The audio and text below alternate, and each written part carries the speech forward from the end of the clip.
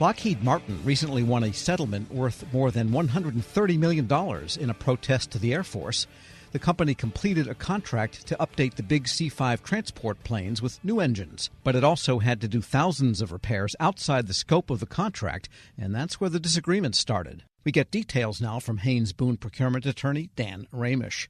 Apparently, the planes arrived to Lockheed from the Air Force in such neglected condition that Lockheed had to do a lot more than they originally contracted in order to get the things flyable and to meet the Air Force requirement that the planes come back out like new. Is that the gist of it? Well, Tom, part of the issue was that the planes weren't required to come back like new. So the contract wasn't really a repair contract. The contract was intended to modernize the C-5 transport aircraft and to kind of get them online a greater percentage of the time and have them be more reliable. But as part of this, there was a line item that provided for Lockheed to provide repair services to fix legacy issues that were either necessary for them to be able to make the upgrades or that affected the safety of flight for the aircraft. So pretty limited types of repairs that were expected under the contract, but that wasn't the way it played out in principle. Now, there's always going to be some amount of additional legacy repairs of issues. It's hard to predict exactly what types of repairs, what's going to wear out on different aircraft. And there was testimony in this case about that issue, that aircraft fly different and unique missions in different environments. And so you never know exactly what's going to wear out when. So there's built-in flexibility for what the contract called over and above work. The problem was that there was so much over and above work that it kind of affected the overall performance of the contract and the work that Lockheed was really supposed to be doing, modernizing the aircraft. Right, so the over and above was provided for, but maybe the Air Force vastly underestimated how much beyond the scope repairs would need to be made, in other words.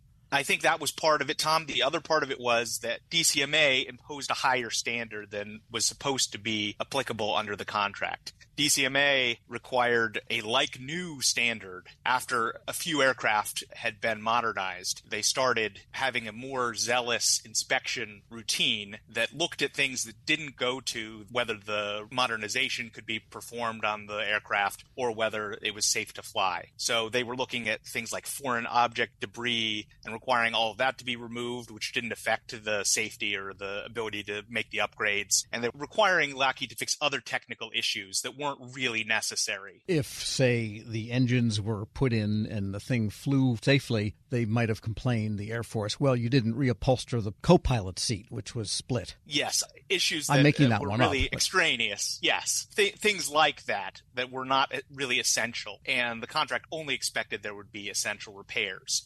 So the interesting thing about this, and this comes up a lot in government contract disputes, is that Lockheed was actually paid for the extra repairs that it performed under the contract. There was a mechanism in the contract for them to be paid the direct cost of performing the repairs. The problem was that it wasn't just that they had to perform these repairs, but that there were so many legacy repair issues that they had to resequence the actual work that they were supposed to be doing and move personnel around. Some of the legacy repair issues were difficult to perform, and so they took some of their best mechanics who should have been working on the upgrade to the aircraft to have them instead deal with the legacy repair issues. And they changed the sequence of performing the repair work so that they could deal with all the extra repairs that DCMA was requiring. We're speaking with Dan Ramish, a procurement attorney with Haynes Boone. Probably some of the mechanics might have encountered parts their grandfathers had installed on this plane, because I think the first one was delivered like in 1969, during the Nixon administration to the Air Force, and they're still flying. Well, yes. So the dispute then arose in what Lockheed felt it had to lay out for allowable repairs, but it was just more than the Air Force felt it should pay, and so Lockheed sued for that money? Yes, Lockheed brought a claim for the loss of productivity and disruption caused by having so many extra repairs that DCMA was requiring. And during the performance of the contract, Lockheed and the Air Force tried to address these issues.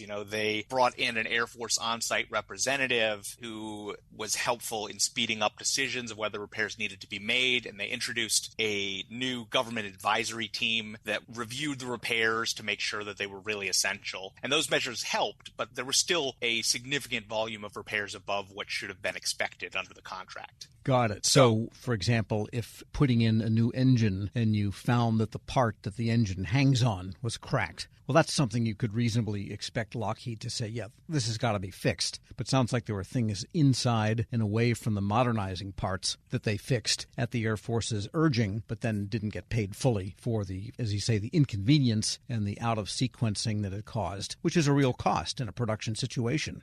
Absolutely. So to give you a sense, in the decision, they noted that Lockheed expected over and above work to be 3% of the initial production unit, and they experienced 2.5 times that amount. So we're talking about massive, excessive increases in the amount of legacy repairs. So they did bring this claim. They filed the claim with the contracting officer and then appealed to the Armed Services Board of Contract Appeals. And what did that Board of Appeals find?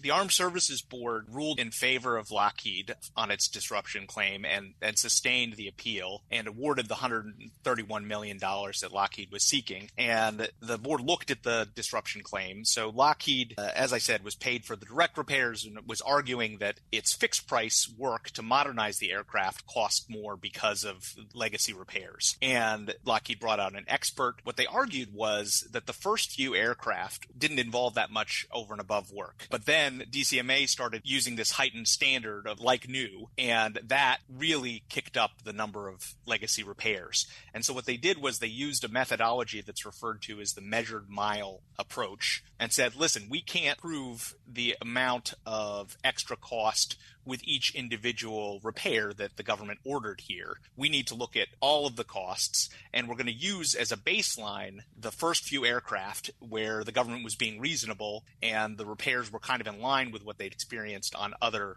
contracts. And they compared that against later aircraft where DCMA was applying this higher standard and said, well, the reason these other aircraft cost so much more was because the additional legacy repairs were being required and affected the sequence of the work. It's almost a case of if you have a kitchen done by a contractor, it's while you're here, can you add this and that effect that the Air Force was imposing? Yes. Historically, this is a challenging kind of claim to prove, as you can imagine, because there's a preference, if you can, to identify the specific costs that increases rather than looking at the total cost, a version of a modified total cost claim. But Lockheed was able to do it here, and their expert actually compared the learning curve for the first few aircraft to the learning curve to the later aircraft that were affected and kind of had an unusual approach to proving those damages. But ultimately, the board found that methodology to be appropriate and was persuaded by Lockheed's case. So in other words, the later planes of the 49 that were fixed are actually nicer than the first ones that are fixed, but the Air Force had to pay for the difference. Yes, they involved fixing a bunch of additional auxiliary issues that weren't really necessary under the contract. Because of the volume of those extra repairs